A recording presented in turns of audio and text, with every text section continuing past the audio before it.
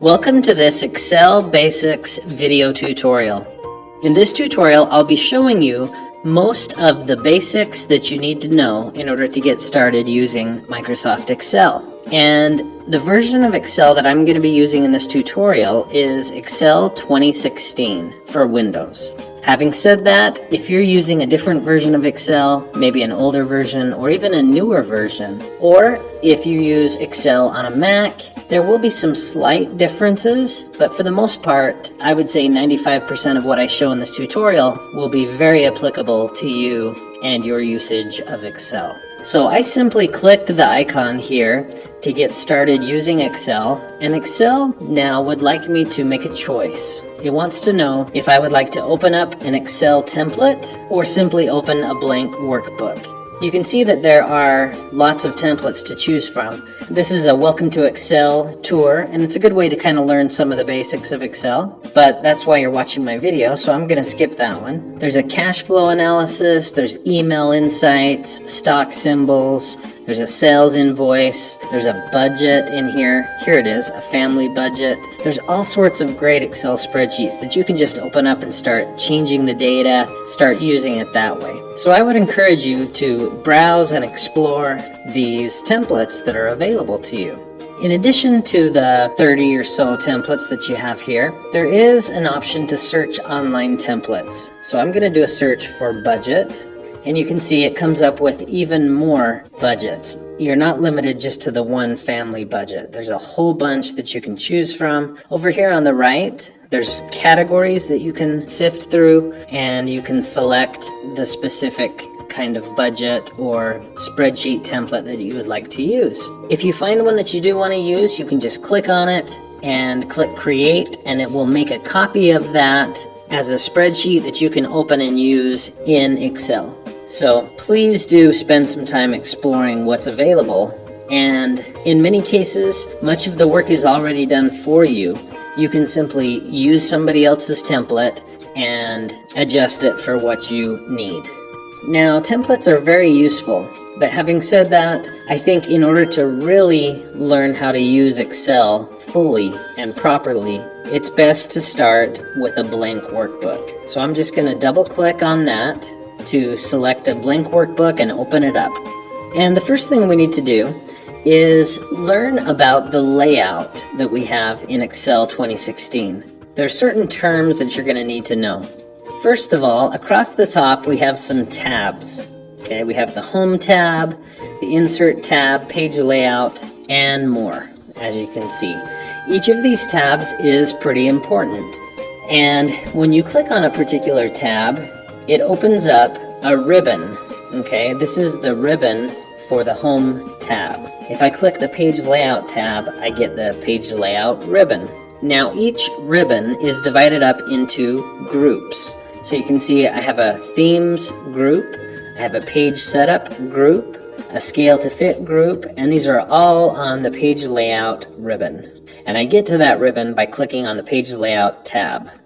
So those are some important terms that you'll need to know. Tab, ribbon, group, and you'll notice in the corner of some of these groups, there's what I like to call a launch button. Okay, so the Scale to Fit group has a little launch button in the corner. The Sheet Options group has a launch button in the corner. The Arrange group doesn't seem to have one. Now, what are these launch buttons? Basically, you can click on those launch buttons to give you even more options. So what Microsoft has done here is they've tried to fit all of the page layout options on this ribbon. But of course, there's a limited amount of geography. There's a limited amount of space that they have to work with. And so sometimes they can fit everything in that little group. Sometimes they can't. And if they can't, there's a launch button that you can click to get even more. So that's why some have a launch button, some don't. Okay, I think it's important to start with that terminology because I'm going to be using it throughout this tutorial. Alright, a couple of other layout terms that you're going to need to know. In the spreadsheet itself, this is the spreadsheet, and spreadsheets are made up of columns and rows. Okay, so you can see we have an A column a B column, C column, etc. And if I browse to the right, okay, you can see that there's even more than that. And if needed, it'll just keep going to the right, adding more and more columns. Okay, once it gets to Z, it goes to AA, column AA. And so lots and lots of columns in this spreadsheet. Now, what about rows? I have row number 1, row number 2, row number 3. Okay, so spreadsheets are made up of columns and rows. Now, the intersection of a column and a row is what produces a cell. So this is a cell, and every cell in Excel has a name. Okay, this particular cell is named C2. And you can imagine how I got that name. It's just the intersection of the column and the row. This particular cell here has a name. It's M9. And this is I16. Now, that may seem obvious and unimportant, but it's actually very exciting and powerful that every cell in Excel has a name. Because it has a name, you can describe it. And you can have Excel do certain things with the content in each cell. We'll get to that a little bit later. All right, now in addition to columns, rows, and cells, there's another part of a spreadsheet that you need to know about, and that is a range. Okay, now a range is a group of cells that are together. A range could be this, it could be this, it could be this. It could be any number of things. It's basically a group of cells that are next to each other, that are together. And guess what? Ranges can also be named, just like cells can. So just like this is named L7, I can also name this. Okay, now the way you name a range is you start in the upper left and you name the cell in the upper left. So this is L7, and then you say the word through, so L7 through, and then you say the name of the cell in the lower right, N12. So L7 through N12, that is the name of this range. Now, in the back of your mind, just tuck this piece of information. The way you would write the name of this range is you would write L7 through. The symbol for through is a colon, and then you would put N12. So that is how you would write the name of the range that you see here. Okay, I'm going to tap escape to get out of that because I don't really want to type that in the cell. So that was some background information that you're going to need in order to really use Excel properly. Now that we've talked about the layout of the ribbon and the tabs and the groups and things, and also the spreadsheet itself, with the columns, the rows, the cells, and the ranges, and actually I should add a couple more, you can see that this is all on a sheet, sheet 1. And I can add a sheet 2, sheet 3, etc. Each of these sheets added together is what creates a workbook. So sheets or worksheets add up to a workbook. Okay, so now that we've got all of that as a foundation for our Excel use, let's now start actually creating and working on an Excel spreadsheet.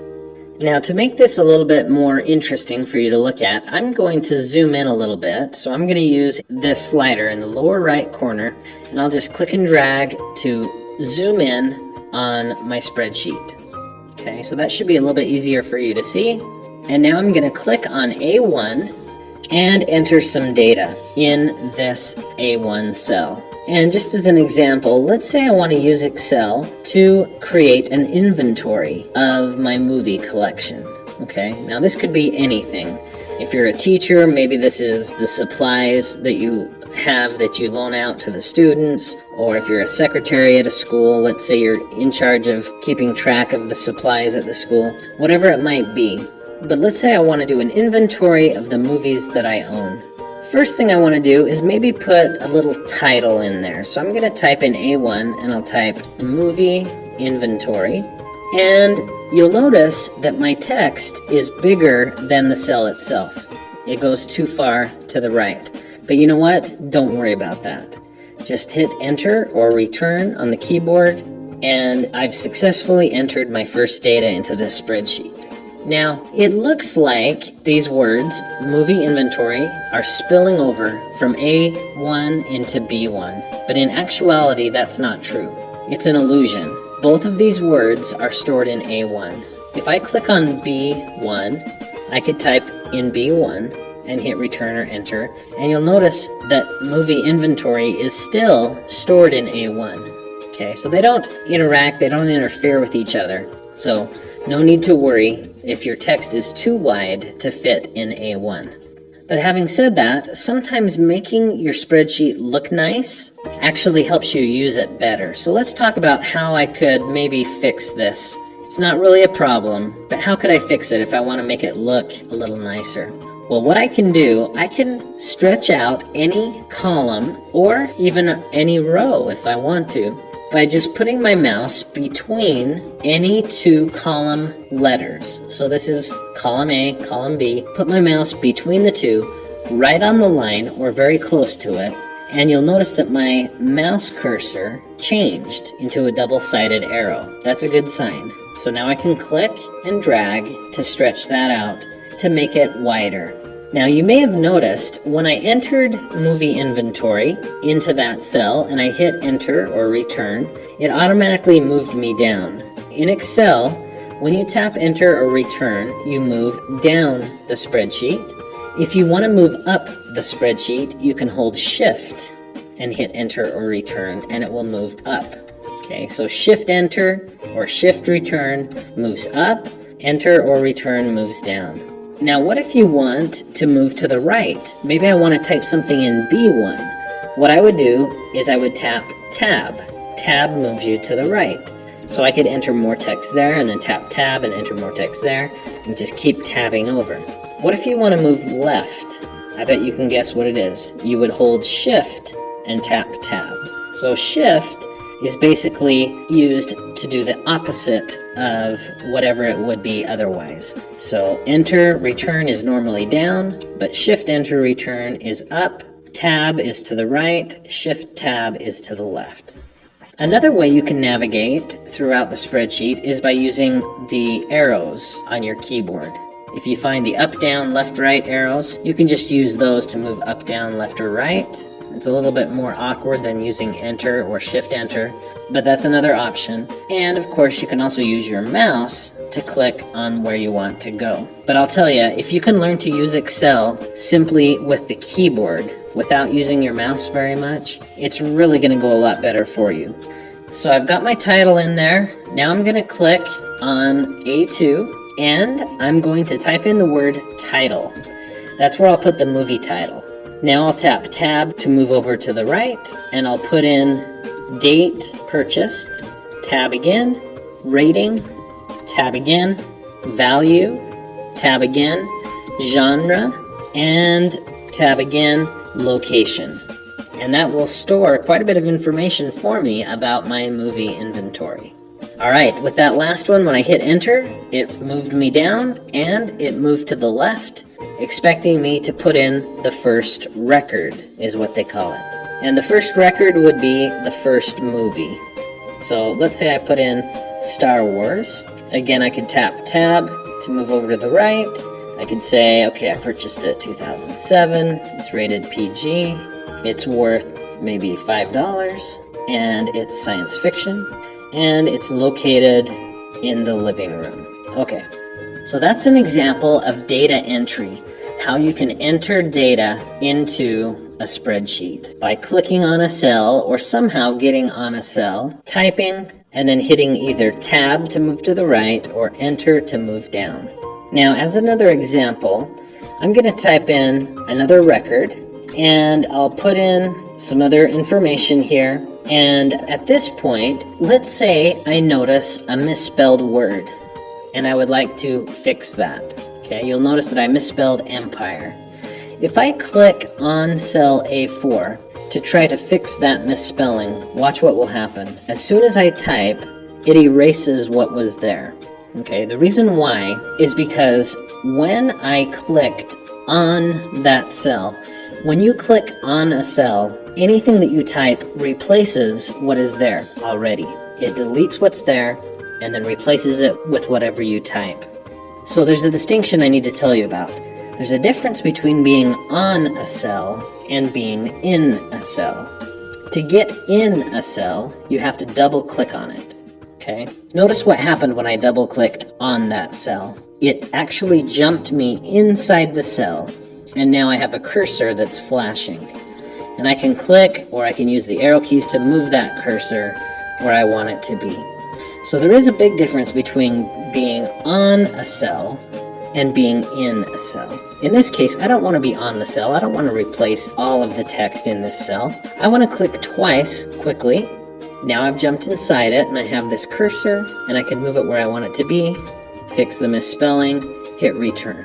Again, that may seem like a very small, insignificant thing, but Excel is all about details. And all of these little details will really enhance your use of Excel. So please stick with me and pay attention to these details, and I promise your use of Excel will be much more satisfying and effective. Now give me a few minutes to put in a few more records, and then I'll resume the tutorial. Okay, so I've finished putting in some movies here, and some records is what they're called. Each of these rows contains a record.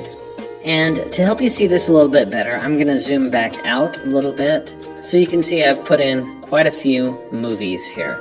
Now, what we need to do next is dress this up a little bit, make it look a little better. It just doesn't look quite right to our eye at this point. So what are some things that we can do to make this look nicer? First of all, here at the top, my title, basically, of this spreadsheet, it's kind of off to the side and it doesn't have anything that makes it stand out and look different. So I'm going to click on it, on the cell, and I'm going to click up here at the top on the Home tab and the Home ribbon. I can click on Bold to give it a bold look. So that will help it stand out. Notice that I can also use the paint bucket tool to paint the background of that cell.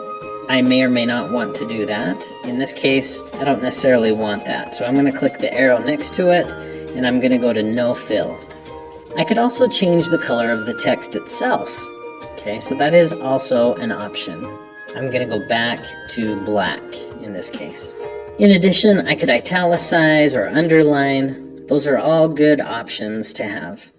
But that will help the text stand out a little bit. Another thing I can do is click on cell A1 and drag. I'm still holding the mouse click, and I'm going to drag until I've covered all of the content of my spreadsheet. So the content of this spreadsheet ends at column F. I don't have anything beyond that. So I just clicked and dragged to get all the way across. Now watch what I can do. On the Home tab, Home ribbon, there's a button here in the alignment group called Merge and Center. And if I click on that, see what it did? It merged all of those cells together. So this is now one big cell, and it centered it. Okay, so Merge and Center is very helpful to do what I just did, to basically break down the walls between these cells and make it one big cell, and then to center it. That looks a lot better. The other thing, like I said before, the text not quite fitting in the cell kind of bothers me. So I could go up here to the top, like I showed earlier, and click and drag to make sure everything fits. But I want you to see a shortcut. There's a shortcut to doing this. All you have to do is go up here at the top and just go between any two of the column letters and double click. And if you do that, look what happens. It automatically will perfectly size the column so that all of the text will fit. I could do that also for date purchased and for rating. Now notice in that case, the rating column actually got narrower. It's because it doesn't need to be longer than what it is now. Okay, so I can do that with value and so forth. Now let me show you yet another trick that's a little bit of a time saver. Instead of double clicking between every single column one at a time, look what I can do. Click and drag on the column letters all the way across to the end of my data, and then double click between any two of these. It doesn't matter which. Double click, and notice now it automatically resized every column. Every column that I had selected was affected by that double click, and now is perfectly sized to fit the content that's in those cells. And if I browse back to the left using this slider, you can see everything is perfectly sized. So I used a phrase there. I said everything that was selected, every column that was selected, was affected by what I did. In Excel, that's a nice phrase to maybe think about. Select to affect. If you want to affect it, you must select it first. One more little shortcut, little trick. When you click and drag on those column headings, yes, the fastest way to resize is to then double click between any two column letters, but you could alternatively just click and drag and watch what happens. I'm going to resize this column, let go, and look, every single column was affected because I had selected each. They're all affected by that, and they're all exactly the same width. So hopefully those little tricks will help you to be able to resize your columns the way that makes the most sense for you. And the idea is to make your data look nice, because when it looks good, it's often easier to read, easier to understand and comprehend. Okay, now there are good reasons sometimes to keep columns narrow, even if all the text doesn't fit. So you don't have to always make sure everything is always visible, but I want you to be able to do that when you need to. Okay, next up, I guess I do want to click here on Movie Inventory and underline it to set that apart as the title. And then down here, I would like to make all of these column names different. So I'll highlight them and I'll go up and make them bold and let's say italicized. Now, the way I did that so fast, you may not have noticed, I simply clicked on the row number and it highlighted the entire row all the way to the right, and so that selected it, and then to affect it I just chose bold and italicize, and it affected everything that's selected. So at this point, I hope that you are familiar now with the different names of the layout in Excel. We know what to call the different things like the tabs, the groups, the ribbons, things like that. We also know about columns, rows, cells, and ranges, sheets and workbooks, and we know how to enter data and then how to select it, to affect it, and to change how it looks on the screen. And we also know how to adjust the column widths. And I didn't show this explicitly, so let me just quickly do that. Notice that you can affect the rows as well. So I can make rows taller than they would have otherwise been. I can double click between them to perfectly resize. I can affect more than one at a time by selecting more than one row. So all of those same techniques that I showed about the columns can also be used with the rows. So all of this, in my opinion, gives you a good foundation. It helps you understand the basics of using Excel. In a future video, I'll show you some intermediate Excel tips and tricks, ways that you can save time and effort as you're building your spreadsheets. We'll also get into formulas and functions, and that's really where much of the power of Excel is found. And I'll also throw in a couple of advanced Excel tips and tricks. So please watch for that future video. Thanks for watching this Excel Basics video. I hope you enjoyed it, and please consider subscribing to my YouTube channel for more videos about technology for teachers and students, and watch for a new video at